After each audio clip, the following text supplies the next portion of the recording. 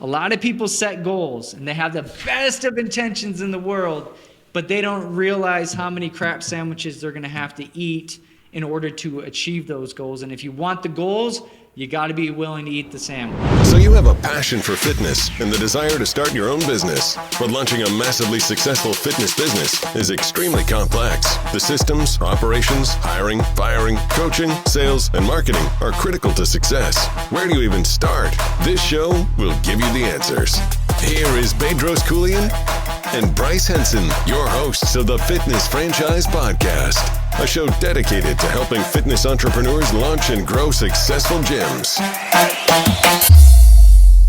Welcome, Fitness Franchise Podcast Nation. I am your host, Bryce Henson, and boy, do we have an amazing episode today, as today's guest is a dear friend of mine. So, providing an introduction here, today's guest opened his first Fit Body location in Grand Haven, Michigan, back in 2013 with $100,000 in student debt, all while living in his grandma's basement.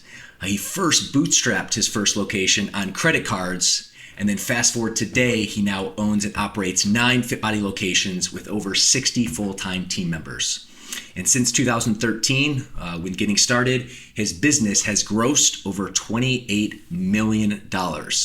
But more importantly, his team has helped their clients lose well over 500,000 documented pounds of fat and helped over 250 clients lose 50 pounds or more, including 11 clients losing over 100 pounds.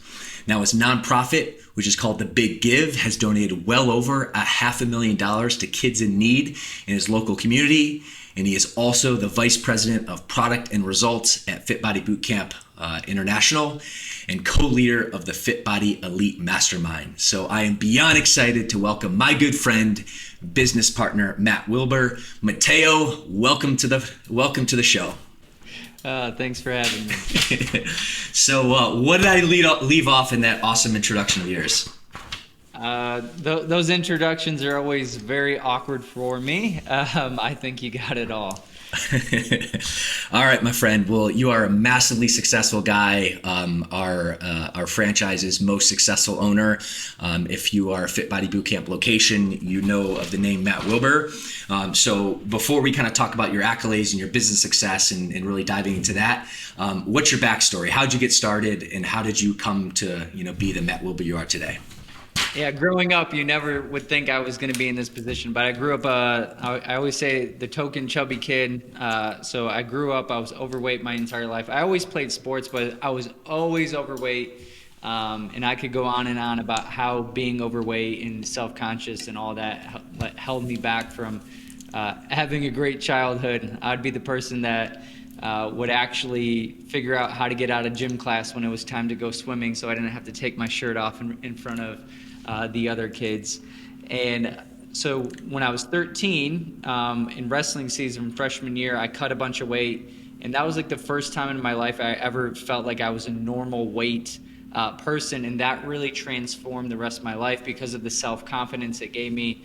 And then when I was 13, I got my first gym membership, and I started working out, and I started loving working out in the way that it made me feel. So I lost weight freshman year of high school, started working out when I was 13, and got the bug from there and started becoming obsessed with learning about fitness and training and nutrition and behavior change. And then I went to college and got my exercise science degree from Grand Valley State University. And then I went on to get my master's degree in exercise physiology from Western Michigan. And then I graduated, and where I'm from, there was no job opportunities. I took a job as the strength and conditioning coach at my high school. And then I was also working 10 hours a week as a personal trainer for a physical therapy company that wanted to launch a personal training brand inside of their existing business. I was making a whopping $2,000 a month, living in my grandma's basement, $100,000 in student loan debt. And then I decided to open my own business inside of a powerhouse gym and focus on transformations. And that's when I found Bedros online. I was looking at marketing videos, and at that time, if you looked anything online about fitness marketing or running a gym, you were going to find Bedros. And I watched one of his videos, and he talked about how boot camps were amazing. you could leverage your time, you could help more people. And I wasn't very smart, and it sounded like it made sense, so I took action and I started a boot camp inside of Powerhouse Gym and started an 8-week challenge where we combine nutrition with the workouts, and clients got amazing results. And then I kept watching video after video after video of Bedros and found out he was the CEO of Fit Body Bootcamp. And basically 3 months later, I pulled the trigger. I was in California at university. And as they say, the rest is history. Well, there's a lot to unpack there, my friend. One of the things actually I want to touch on, and you're a really, really sharp guy.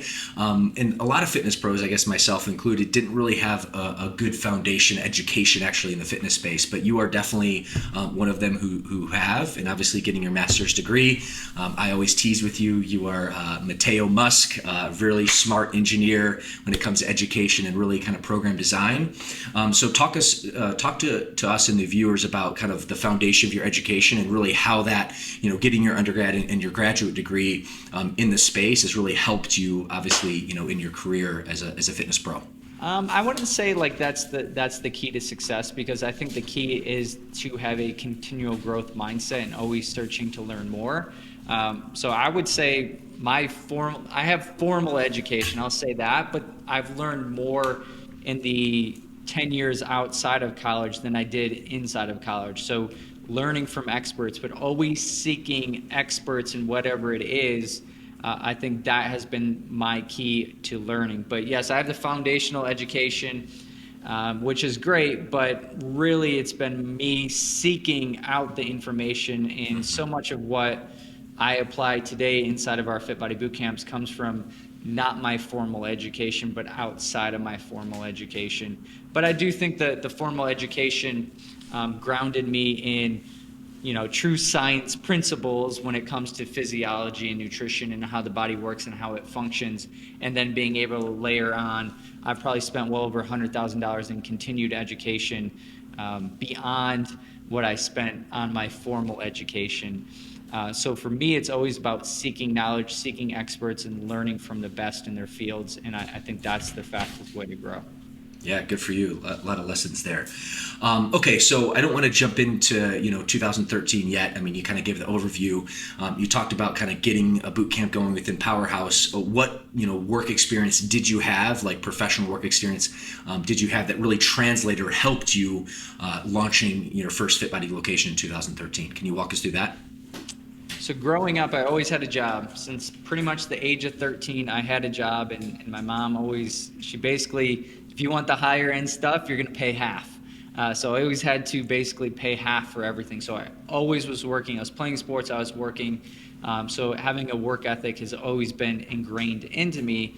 But then when you look back at all the jobs that I've had, I've been able to apply something from most of those jobs into what I do in business today. For example, I worked at Home Depot for 5 years, and one of their core values was customers first.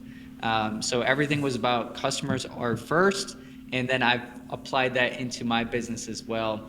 But every single step of the way, I've learned something. But when I was in grad school, I was working at Home Depot. I was a full-time graduate assistant, and then I was also working as a personal trainer at the local gym. So my schedule was full. I was also a teaching graduate assistant, which was about 20 hours a week. And then on the weekends, I would come home and work at Home Depot. And a really funny story is when I was graduating, I thought I wanted to be a personal trainer. So when I was graduating with my master's degree, my graduate advisor told me I was too smart to be a personal trainer. So I was like, all right, I guess I'm too smart to be a personal trainer. What the heck am I going to do with my life? At one time, I thought I wanted to do strength and conditioning, so I did an internship at the University of Michigan, because at the time, that was the best place to get an internship with strength and conditioning. Mm-hmm. I realized I didn't want to do that, but then when I started training people, I did realize that's what I want to do. There was so much more fulfillment in helping somebody transform their life than it was to add an extra second or take a 1/10 of a second off their 40 time or add 10 pounds to their bench press. Being able to help average everyday people transform their life and take back control of their life was something that I wanted to do. And I almost suppressed it because one person told me I was too smart to be a personal trainer. And then my uncle, I was telling him, he was visiting from Minnesota. I told him I was going to be a personal trainer. And he's like, how are you ever going to make a living being a personal trainer? So I had all these negative influences on me as well. But back to your question, I learned something from every job, and I really pride myself on learning something from every situation. And as I've grown, I've learned how to look at situations from different lenses, which then give me different perspectives, which then allow me to apply lessons in a different way. And I'll get into that probably in a little bit later. Copy that. Man, there's a lot here, which is certainly a reason that you've been successful. All right, so let's transition now to 2013, and certainly not just 2013, but now you're a Fit Body Bootcamp owner. You get on the map. Very quickly, your name started to kind of spread within the franchise. What walk us through that journey? And granted, it's been going on 8-9 years now. Kind of give us a 30,000 foot view of the path that you've went on, the successes that you've had, the lessons that you've learned, and also too the mistakes along the way. Because at least from a franchisee perspective, seeing your massive success, I think it's very easy for people to say like, well, the guy has no problems, everything just runs on autopilot. So give us the big picture, not only like the big value and highlights, but also some of the struggles, trials, and tribulations that you've been through. Yeah, absolutely. I opened my first location in 2013 in Grand Haven, Michigan. My first location was 1,700 square feet, and I had to bootstrap that on basically no interest, 18-month credit cards, and I maxed them out. So basically whatever I could, I maxed them out. I had at the time, the buy-in was $10,000 for Fit Body. I had that much money, and that's how much money I had. And I dropped that, and then I got creative. I got resourceful, and that will be a lesson that applies to everybody. Is along the way I got resourceful. So opened the first location. Me and my dad built out the entire location. So I was doing my other business. I was the strength and conditioning coach at the high school, and then basically when I wasn't training clients, we were building out that first location because I didn't have any money. I couldn't hire a contractor. I couldn't. That was all the money that I had, and by the time I was done, I ran out of money. So I had to put dumbbells on the floor, kettlebells on the floor. I had no racking for stuff because I couldn't afford it because I ran out of money.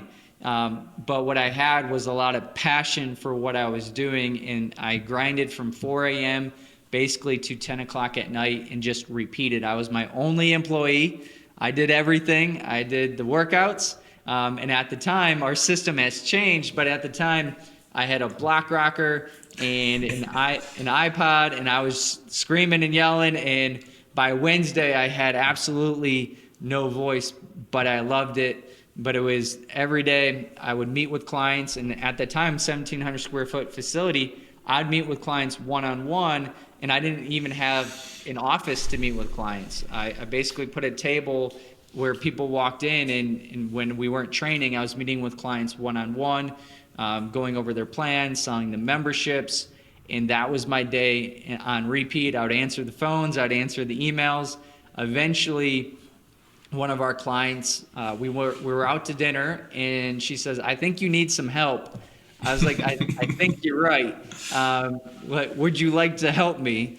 But at the time, I was like, I don't think I can afford a team member, but she basically gave me a very good discount to work with us, and she worked for 10 hours. And basically what it was is she would set up the appointment, I would sit down, I'd meet with the clients, and then she would come in at 7:30 in the morning for sessions, and she would take that and she'd process the membership. But that helped me big time because those were things I didn't like doing. Mm-hmm. I still answer the phones, I still answer the emails, but the way she would set the appointment is somebody would come in for a free week and they would fill out their PAR-Q, and she would take that PAR-Q, she would set the appointment, and then I would meet with them, and then we just kept doing that. But as we went, I just kept offloading things that I really sucked at doing so that I could focus on the things that inherently drove the business. And then eventually I got a morning coach because the grind was getting crazy. I couldn't keep doing 4 a.m. to 10 o'clock at night and do all the other things that I do during the day. So I got a morning coach, And then eventually we got more coaches. So as we went, I just kept offloading things. It took me a very long time to give up the phone and give up the emails because I thought no one could do it better than I could do it. And I didn't want to miss anybody. And I wanted to ensure that every single person got a great experience, and everyone who was interested, I got them in the door. But eventually I started giving up control, and now we have over 60 team members across all our locations. Whew. I love that story. There's again a lot to unpack there. It's interesting. So, you know, when someone's on the outside looking at gym, owning a gym, right, and seeing the ability to leverage your time, help more impact with people. But, you know, it's interesting for you. You didn't have the funding, like you literally started from the ground up. To me, it seems like you just had a lot of passion towards this. So, what would you say for the average person, like exploring, to open a gym? What would be your advice in terms of, you know, what they need in terms of factory installed passion towards the fitness industry? Because we see all types, right? People who are super interested, who are not just seeing a business model. Can you talk to that a little bit? Yeah, we're definitely in the people business, and we're definitely in the passion business. If you're not passionate about what we do, if you're not passionate about helping people, this is the wrong business. There's other businesses to make money in, but if you're super passionate about people and you want to change people's lives, there is no better business, and there's no more important business on planet Earth than what we do. But ultimately, you have to go into it not having a plan B. There's only a plan A. And I remember when I bought into the franchise, my mom, she's like, "What are you going to do if this doesn't work? What's your plan B?" And I told her, there is no plan B. There's plan A, and I'm going to succeed. So when you go into it it's okay to pivot. Mm-hmm. You're going to have to pivot. You're going to have to change. During COVID, during 2020, pivoted the training model 10 different times in a year based on the rules and regulations by our state. So you are going to have to pivot, but you can't go in with other options. Failure can't be an option. And if you only go in that I'm going to succeed or die, you'll eventually figure it out. You will solve the problems, but it's how you ask yourself questions. And I truly believe successful people ask different questions than non-successful people. Successful people say, "How can I?" And then non-successful people say, "Why can't I?" You'll find a million reasons why you can't, but if you ask the right questions, you'll find a million reasons why you can. And it's really corny. My dad didn't teach me a ton of things, but one of the things that he did teach me, he's always said, when there's a Wilber, there's a way. And really that just means that there is always a way. You just need to be resourceful. So for me, what separates a lot of entrepreneurs are the ones willing to be resourceful and have the FIO figure it out mentality. And I've just had that from day one because failure wasn't an option. But I see too many people starting an endeavor with already excuses why they're going to fail. And you can't come in with that because your brain is going to go to work to make your beliefs and your thoughts come true. So if you come in thinking that you're going to fail, inevitably, what do you think is going to happen? Right? So you got to come in with a winning mindset. And the problem is a lot of people, when they're first starting in business, they have negative beliefs. They have negative thoughts. They don't have self-confidence. So you really have to work on those things when you come into it, but come into it with that mentality, and I promise you will figure it out. Amen to that. All right, so kind of diving back in, you laid the foundation of how you got started, went all in, invested everything to make this happen. Built your first location from the ground up. That's one thing, right, Matt? But it's another thing to scale to nearly 10 locations, having a massive footprint on the west side of Michigan. So talk to me about the scaling process, because there's a lot of viewers that are listening in saying like, okay, it's great. Like I do want to open one, but I do have bigger visions to have a bigger footprint. So what was that process like? What skills did you have to learn across the way? And then, what are the challenges that you experienced in the process of going from 1 to 9? Absolutely. I mean, we could talk about challenges for the next hour. So we'll go light on the challenges, but Fair. It's really about growing people. We are in the people business, and growing, especially in fitness, you're not growing necessarily just systems and processes, you're growing culture. And what makes what we do super sticky is having a great culture, having a team that's bought into the vision, bought into your core values, live and breathe your core values, and then that distills down into the clients. So if you want something super sticky, it is all about the culture. It is all about people, because our coaches are our product, but we're also in an industry that has 78% turnover, right? And then usually the people that we are hiring, the team members we're hiring, are millennial age, or even, I don't even know what the one below that is, but what they find is people, their first job out of college, which typically we are, whether they're going from an internship or they just completed their degree and now they want to pursue a career in fitness, we may be their first job. We may be their first real job. And with that, they find that basically the first job out of college, you don't stay for a year or longer in that job. So not only are we facing 78% turnover, we're also hiring a lot of younger people, because fitness tends to be a younger person's career. You're also dealing with that, and you have some people that haven't yet figured out what they want in their life. And unfortunately, they may decide in under a year that, you know what, fitness isn't right for me. So the problem with that is now there's a ton of change. Our coaches build relationships with our clients, and that's what we teach them. We don't just want to train them. We also want to build relationships and have an amazing culture. But with that, the problems become, now you lose those relationships. So you can scale skills. Skills are easy to scale. Like, if you're not the greatest skilled trainer in the world, we can skill you up very quick. I can't teach you to be a good person, but what you can't change, like what you can't replace overnight, is that relationship, right? So as we've scaled, you can imagine that the amount of turnover. So our turnover in our locations is under 20%, which for how many people we have is really good compared to the 78%. That's the average in the fitness industry.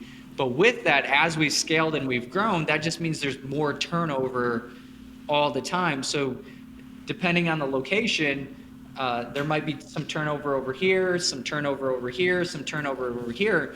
When we were small, I could jump in and take care of like any problem that existed. Now that we're big, I can't solve the problems that I used to solve. I can't just jump in and take sessions and build relationships with clients and make everything okay anymore. Right. So now the turnover gets a little bit more painful. And what I've learned along the way is, so again, we can scale the product. What's been the hardest to scale is scaling the ability to manage and lead others. Those are skills that have to be developed. And the biggest mistakes I've ever made is basically promoting a coach who was a great coach, who we thought could lead, but yet they haven't yet gained those management and leadership skills. So that's been the most painful part of scaling, is trying to skill up our coaches' ability to manage and lead others. And leading others, a lot of people think leadership's the key. For me, it's, can you manage others? And management of other people is the hardest thing on planet Earth.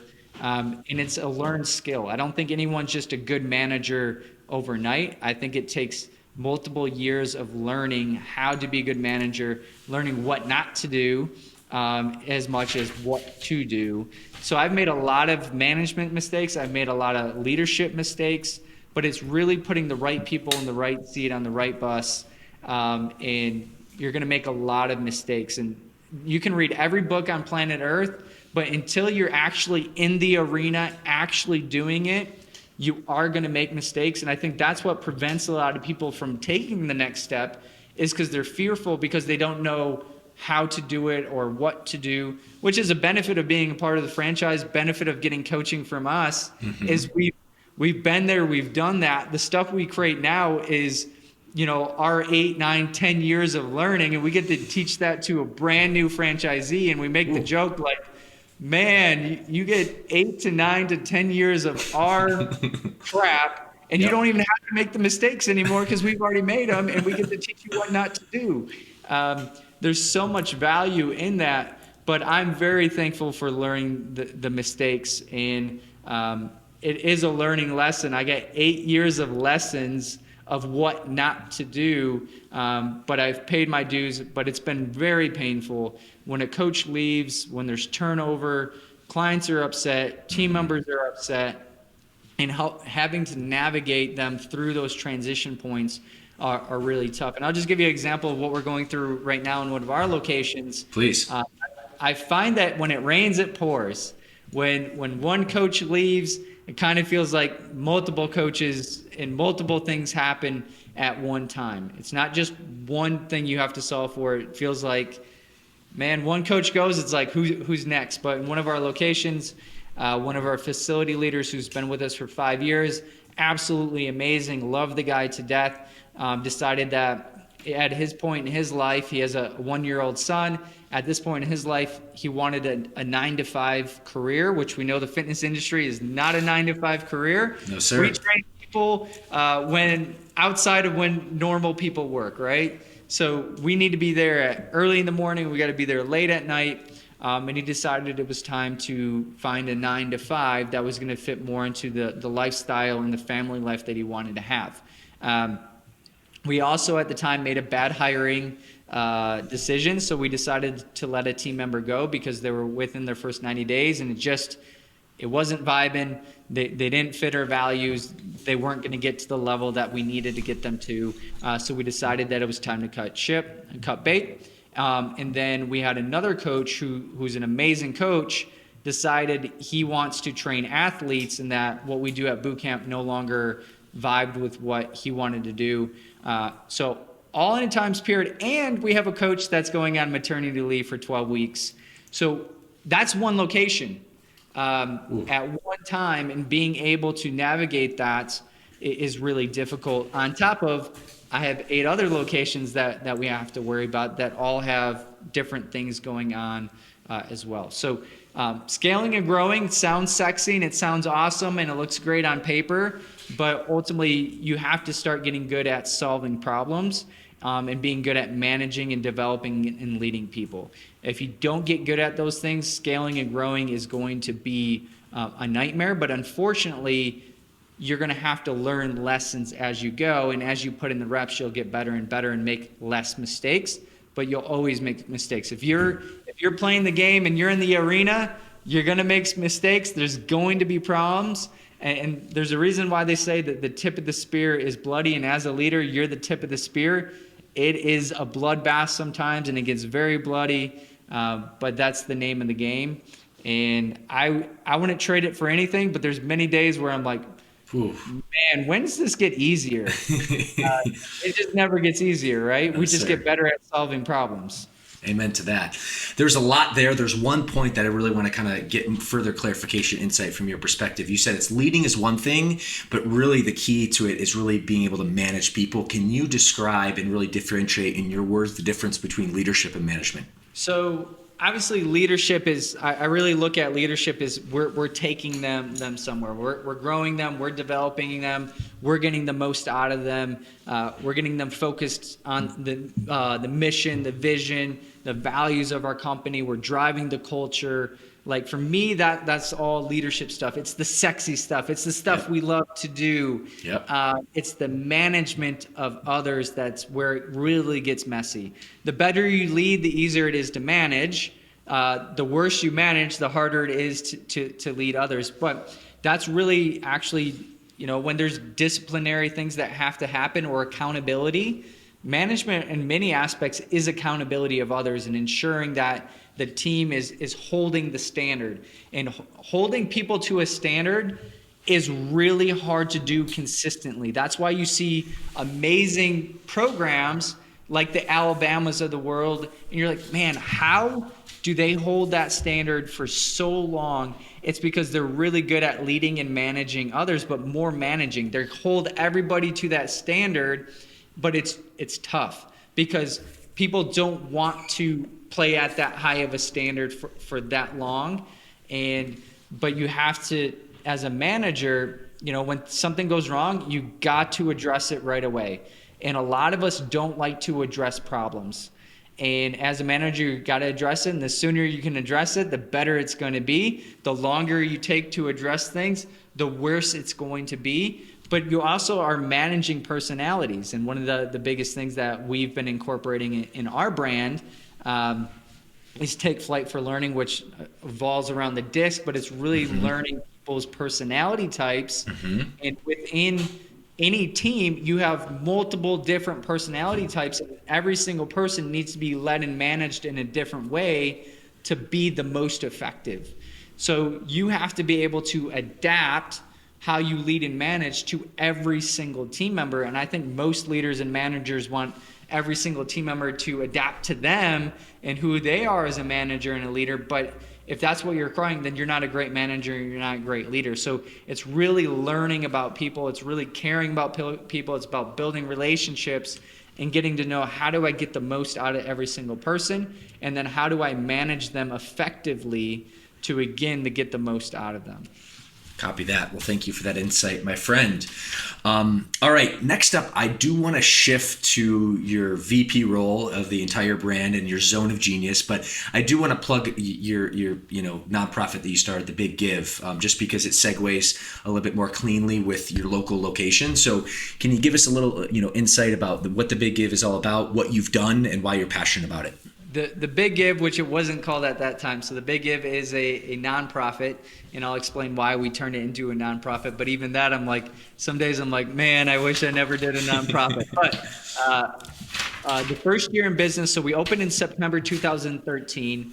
That year, around December, we had a social worker, and she was telling us all the needs of some of the kids that she works with, and it pulled at my heartstrings. And I was like, all right, we have to do something about this. I went into the school and we got a list. I think it was 20 kids or 20 families at that time.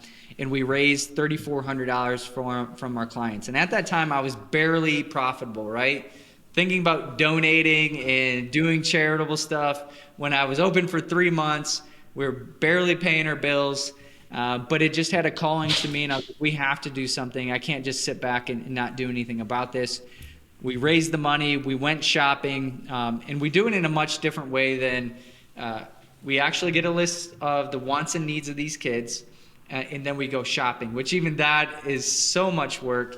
That was how it started. Then that turned into, the next year turned into $8,400, then $17,000, and then it doubled again to like $36,000, and then $64,000, and then the last 2 years we've been able to raise over $160,000 each year and help. Wow. I think each year now is like 700 kids that we do. So we work with the school systems. Now it's tons of social workers. It's not just one. We get a massive list. We all go shopping. This year it took us 2 days to do all the shopping. We go back, we wrap the gifts. And we also do some back to school stuff. Wherever there's a need in our community that deals with kids, that's what we do. But 2 years ago, we started a nonprofit because we had a lot of clients saying, hey, I'm willing to stroke a big check, but I need to write it off. And we couldn't write it off the way that we were previously doing it. So I was like, all right, we're going to start a nonprofit so clients can write bigger checks. We can raise more money. Businesses are more likely to donate to the cause. So we saw the problem and we're like, all right, we got a solution, but down that path, applying to being able to be a nonprofit, doing all the paperwork, doing all the stuff that's required on an annual basis is a pain in the butt, but it's worth it when you think about all the impact that we get to have. And a lot of people, and this is just a lesson that I've learned, a lot of people say, hey, when I get successful, I'm going to start giving back. And I truly believe one of the reasons why I've been successful is because giving back has been a foundation of my business from day one, even before I felt like I was ready to give back. And I truly believe what you put out in the universe, you get back in return. So having that as a foundation from day one, and it also makes your clients proud to be a part of your gym. If you're just a gym, eventually you'll become a commodity. Mm-hmm. How do you stand out in the sea of everyone? Everyone's a gym. We're all a commodity. We all do workouts. How do we stand out? How do we create an amazing culture and have a bunch of raving fans and proud of the gym that they go to? Knowing that we give back and we do this every year, our clients are proud to be a part of our gym. Amen to that, man. Hats off. And, I know our franchisees across the way, including myself, just tip your hat, for the great impact. And it certainly is so important kind of, from our business model of purpose and passion and impact. And I felt really valuable that our listeners kind of, get at least tuned in to the plan there. All right. So shifting gears, you've had incredible amount of success as a fitness business owner within the brand for a long time. And I think back in 2018, 2019, our CEO kind of reached out to you and seeing the incredible transformations that you produce at your locations, which I teed up in the introduction, and offered you a VP role of product, of R&D, of client results. So talk to us about, kind of what your passion is, what your zone of genius, how you produce the results that you do, and really your role as vice president of our company. You're really supporting the franchise, really to teach others to do the same. I would say my zone of genius is being able to solve problems, but also seeing how all the puzzle pieces fit, and always searching for how do we make this better? How do we improve this? But I love solving problems. I don't like puzzles, but I like putting all the puzzle pieces together and seeing how everything works for the client experience, to our coaches, to how we run and operate our locations, and how it all works. Like, that's the stuff that I geek out on. And I get really geeked out on when we're looking at really the pursuit of being the best in the world. And that's the goal, because that's what our clients deserve. That's what our franchisees deserve.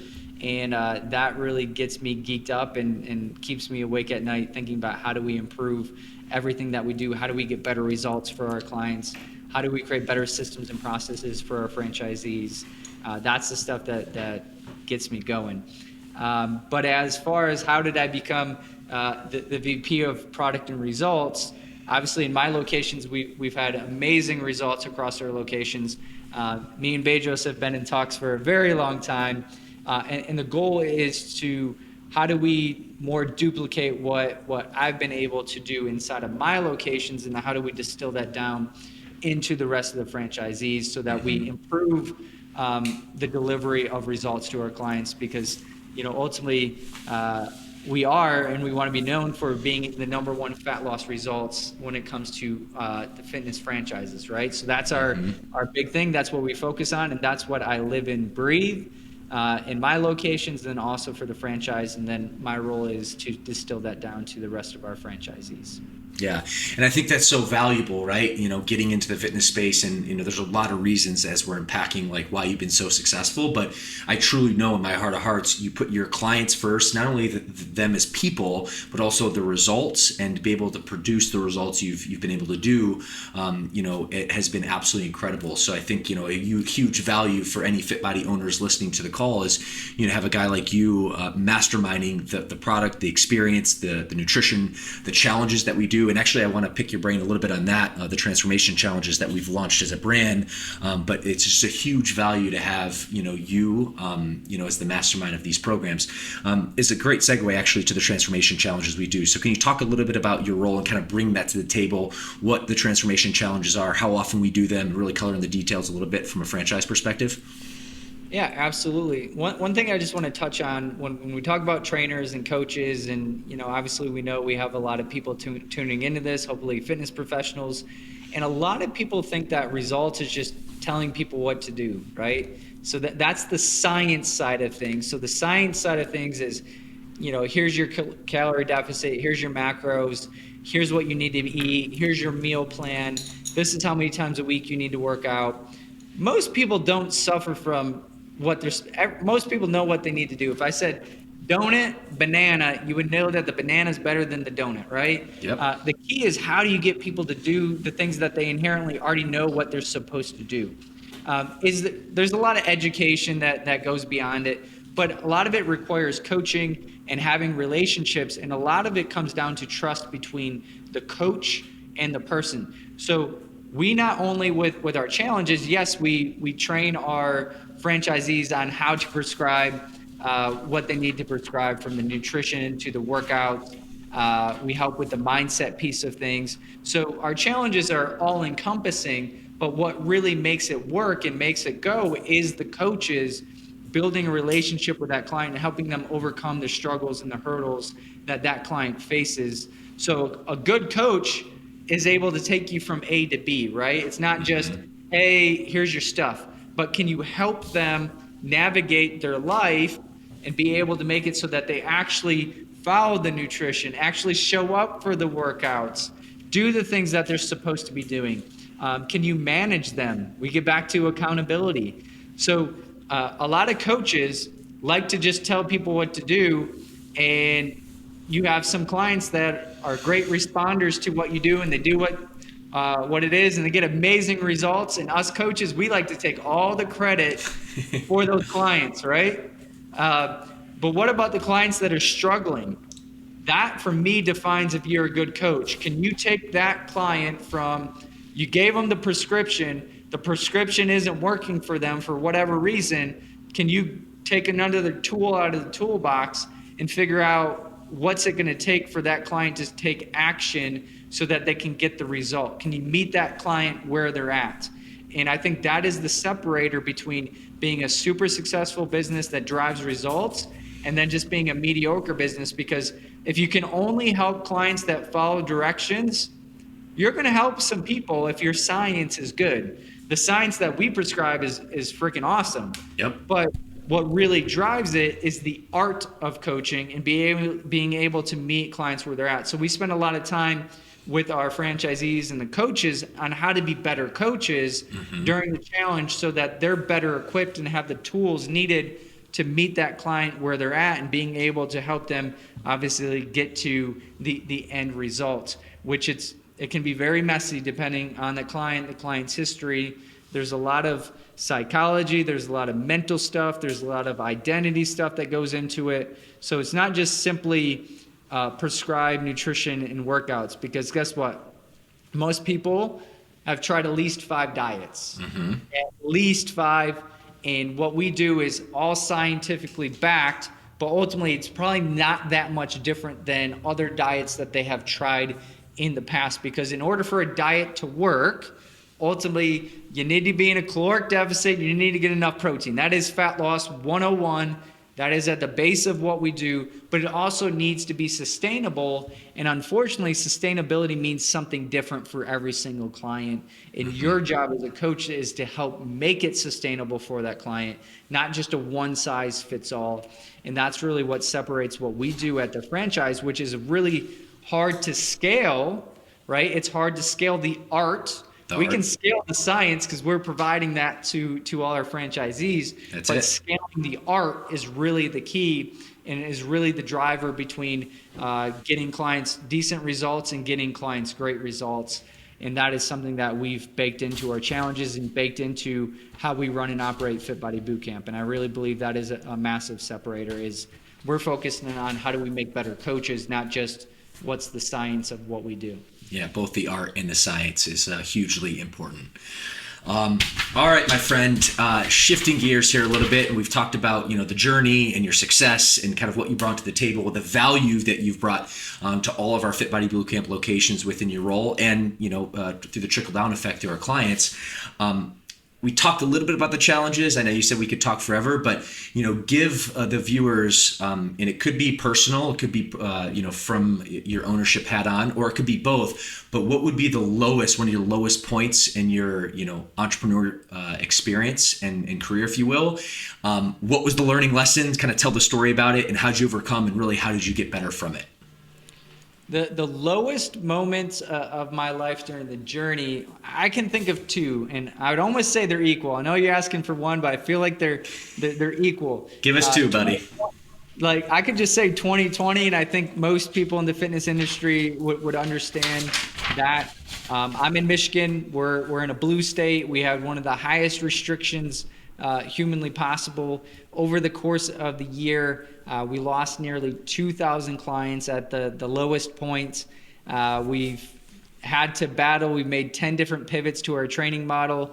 Pretty much every month or every couple of weeks, our governor would go on TV, and we would have to make a pivot within 3 days and figure out how do we keep our doors open, how do we keep training our clients. But every time we made a pivot, this was the issue because people don't like change. Every time we made a pivot, we would get a rush of cancellations. So here we are, like, working our tails off to figure this out, But every time we would have to notify our clients that, hey, we need to make these changes, people would tag out because it was like their excuse to like, hey, I'm done. When this blows over, I'll be back. But unfortunately, from a business perspective, that starts to hurt. And over time, it really struggles because if you think about it, it pretty much we have a 5-mile radius for clients, right? Who we can actually work, who we can service, who we can help. So in that 5-mile radius, you're already limited to who you can train. And that 5-mile radius basically shrunk in half at a time that you have clients leaving, right? Yep. And then on top of that, with clients leaving, it affects team morale. You don't feel like you're winning when you're getting all these cancellations. So our team is struggling with it. Our team is struggling with all the changes. So it was a year of navigating mindsets. And it just felt like we were in battle all the time with no light at the end of the tunnel. And there's many times of like, when is this going to be over? When is this going to be over? But the worst thing you can do in life is lose hope. I never lost hope, but there was many times where I'm like, man, I'm working so hard and I feel like nothing I do is good enough and I'm just losing. But obviously that's a losing mentality, and it's very easy when you're losing to get into that mentality versus, again, asking the right questions. What can I do? How can I make this better? How can I improve this situation? And with that, you'll find some positive results. Good news is, obviously, now we're gaining momentum. I really believe in the fitness industry. By September, things will be back to pre-COVID times when they were the best they've ever been. But it's the ability to ride that out. And it is the ability to, a lot of people struggle in life because their lows are really low and they stay low for too long. I'd be lying if I said I never got low, but I really pride myself on not allowing myself to get low or feel like I'm a victim of the situation, because with your actions, you can improve the situation, right? The second worst thing that's ever happened to me in my fitness journey is I had to fire one of my best friends. He was the facility leader of our second location, and I had to fire him, and it sucked. I had to go back to being in the trenches. I had to deal with clients that were upset. I had to deal with a fairly broken relationship at that point.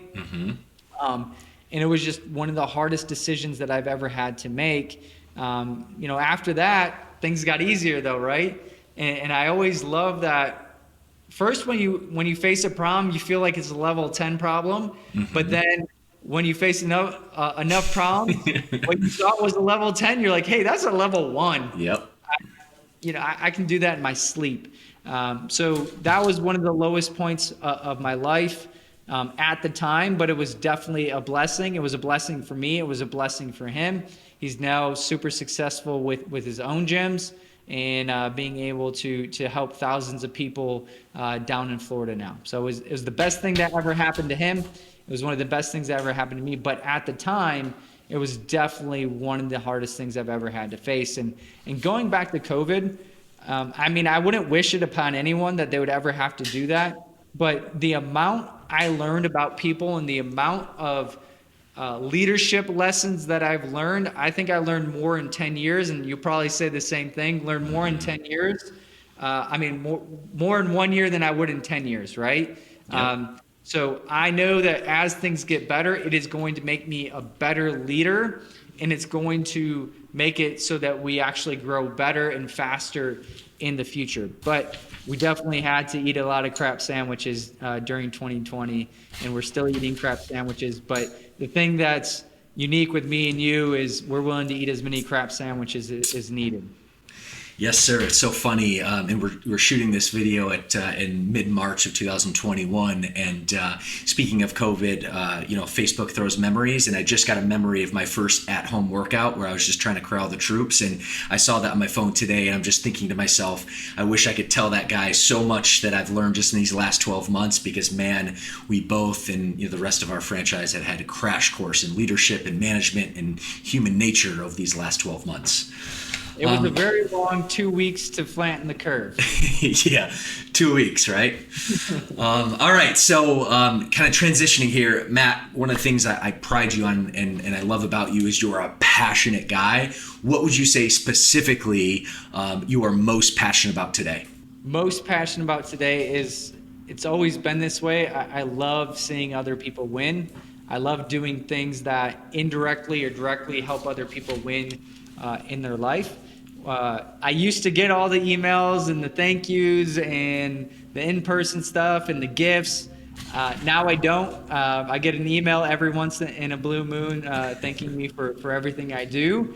But I obviously now I work indirectly through our franchisees. I work indirectly through our coaches.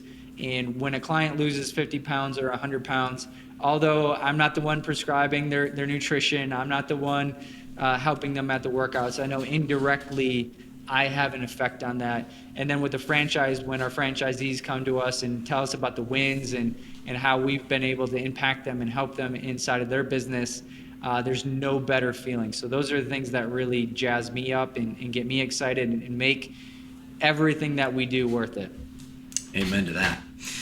All right, as our time is winding down, I have a lightning round for you, my friends. So just off the cuff here, but prior to all the success that you've achieved today, back when you were first starting your entrepreneur efforts, what would you say I should say, the one thing holding you back to being the guy that you are today, in hindsight? The thing holding me back from being who I am today is honestly, it's just belief systems. And I owe that to Bedros big time. Is one of the things that when I first got into Bedros' circle, one of the things that he always worked on was belief systems in your thoughts, and believing that you can achieve anything. Anything is possible if you're willing to put in the work, but it all starts with your belief systems, and our belief systems hold us back from taking the actions necessary. Whether that ties back to your childhood or ties back to your upbringing, who knows, but being able to work through, why do I have these negative beliefs? Because these negative beliefs don't serve me. And I already talked about it. Your brain goes to work to make your beliefs and your thoughts come true. So if you have terrible belief systems, you need to do the work, the internal work, to figure out what's causing me to have these negative beliefs. Because if you continue to have them, they're going to hold you back the rest of your life. Mm-hmm. And you can blame your childhood. You can blame on things that happened to you in your life. Me and you have both faced things in our life that we could say, these things happened to me, so therefore my life is this way, right? You become the victim and you victimize yourself. And I really see most people victimizing themselves, and it's a choice to do that. You can choose to victimize yourself, or you can choose to change your beliefs. You can choose to change your thoughts, which then will change your actions, which then changes your life. I always say you can choose to be the victim or you can choose to be the champion, but not both. And you certainly, my friend, are a leading example of that. All right, next up, you are in the business of giving incredible advice to your clients as well as our franchisees. What would be the biggest or best advice that you've ever received? The best advice I've ever received, kind of twofold. So one is, ultimately you're going to see the world through the lens that you choose to see the world through, right? So you can see possibility, or you can see reasons why you can't. You can see positivity, you can see negativity. You get to choose the way you see the world. And one of the things that's helped me the most is, I call it having a 3D lens. So everything I learn now, I look through a 3D lens. And the 3D lens for me is, how does this help me? How does this help my team? And then how does this help my clients? And for me, that's been the greatest gift, is really understanding that. So whenever I listen to a podcast, whenever I read a book, whenever I take a course, whenever I go to a seminar, I look through those three lenses of, how do I learn this information, and then how do I apply it and distill it down into those three things. So that's how I'm able to create, and that's how I'm always able to kind of connect the dots and put the puzzle pieces together, is because I'm looking through a 3D lens. And I feel like most people look through a 1D lens, but I also feel like people look through a lens that doesn't serve them. So you can see all the wrong in the world if you're looking for it, right? But you can also see all the right in the world if you're looking for it. So if you don't like the way the world looks, change your lens. And for me, that's 100% on you. And then one of the things that Bedros taught me a long time ago was basically money is an exchange of value. The more value you provide to the marketplace, the more money you're going to make. And a lot of times the value you bring is a direct correlation to the problems that you solve. And if you really think what entrepreneurship is, it's pretty much solving problems. All right, next up, huge value there, Matteo. You are both, or I guess we are both, but you specifically as well, are a student of habits and really how to create better habits. Share one of your personal habits that has been a direct correlation to the success that you've achieved today. Sleep. At the end of the day, for me, it's our foundational habits that we teach at boot camp. And the reason they're the foundational habits. So regular movements, we encourage people to work out at least 3 times a week, but ultimately regular movements, which is one of our Fit Body Core 5. Sleep, so at least 7.5 hours of sleep every single night is critical for me. If I don't get my sleep, I don't operate correctly, and you probably don't want to deal with me. And I'm also not going to be thinking very big thoughts without the sleep, right? And then hydration, getting at least half your body weight in water. I try to get a gallon every day. And I know that when I get a gallon every day, I just operate and think way differently than when I don't. So those are the 3 foundational habits for me. Those are the 3 foundational habits we teach our clients, and everybody should do them. Next up, you are an avid reader. So what would be one book recommendation that Fitness Franchise Nation needs to dive into, and why? I would say the 10X Rule by Grant Cardone, and it may be cliche. I remember, and I keep saying Bedros, but Bedros gave me the book one time at a mastermind, and I read it, and it just opened my mind to thinking bigger and setting bigger goals. But it also said if you set big goals, realize they're going to be 10 times harder than you think they're going to be as well. A lot of people set goals, and they have the best of intentions in the world, but they don't realize how many crap sandwiches they're going to have to eat in order to achieve those goals. And if you want the goals, you got to be willing to eat the sandwich. Yes, indeed. All right, my friend, couple left. Imagine tomorrow you wake up and you're in the same world, but all your accolades, all your success, all your businesses have went by the wayside. But you do have the knowledge that you've acquired over these last 10 plus years in the field. What does your next 30 days look like? The next 30 days, it doesn't even have to be 30 days. I would do basically R&D on what's the problems that need to be solved. And I'd go figure out how to solve those problems. Because again, people pay for you to solve their problems. And the bigger the problem that you can solve for them, the more money that they will pay you, because the more value that you provide. And the best story I've ever heard of this, and I've read this story twice from very popular people on business development, and they always use it. During the California gold rush, the person that made the most amount of money was not digging for gold. He realized thousands of people were coming here and they needed to dig for gold, but they didn't have equipment and they didn't have supplies. So what he did is he got the buckets, he got the shovels, he got the picks, and he supplied all the thousands of people coming for the gold rush. So he saw the problem, and then he found the solution, and he became a millionaire. And at that time, if you were to take what it was back then to now, it would be like hundreds of millions of dollars that he made, because that was the problem and he solved it that no one else saw. Would you share a piece of parting advice or wisdom that will help our audience basically take the next step, whether it be business or personal? So the best advice that I could leave anyone with, especially in today's culture, is don't be a victim. Ultimately, where you're at in life and where you're going to be in life is a direct reflection of your actions. Nothing else, right? But what determines your actions is your beliefs and your thoughts. So if your actions aren't what need to drive the result that you're looking for, then you need to circle back and look at your belief systems and your thoughts and your identity, which are the beliefs and thoughts you hold true of yourself, and work on those things and do the internal work, which then will lead to you taking those actions. But ultimately, you decide your future. You got the pen in your hand. You get to write the next chapter in the book, but it's all on you. It's no one else's fault.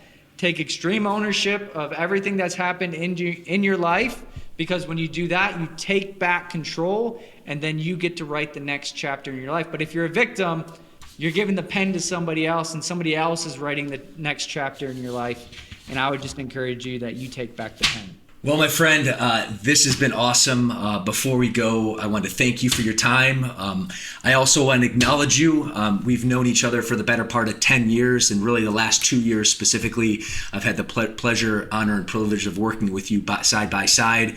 And I want to acknowledge you because you are all heart. You are all passion. You care so much, which I absolutely love. And in a working relationship, you just execute. And, I love that. I respect that. I respect you. And I know all of our listeners, I know all of our locations and clients worldwide have benefited because of your action taking and really your vision. So I want to acknowledge and thank you for that. And thank you for being on the show, my friend. Thank you. All right. See you guys.